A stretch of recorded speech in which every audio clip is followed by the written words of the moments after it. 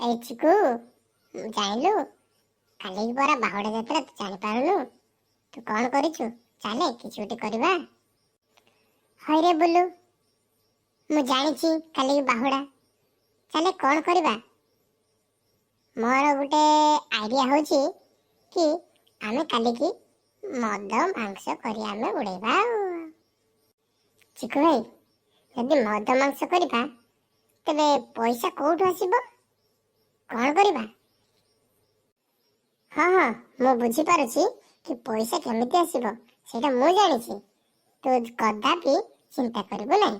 ठीक अछि से चिंता आमे करबा से आइडिया आमे करबा। चले मु आउ से मद मांस पई से पैसा बाहर करबा मोर उपाय ठीक है ना। चिकू भाई नाई नाई मते पर भय लागुछि जदि आमे एमिति करबा ना आउ घरे जानिले हमको रखे करबेनी तो सेति पई कोन करबा आमे निजे परिश्रम करबा तापरे काली की तो पानी गाधेला बेले गाधेबा।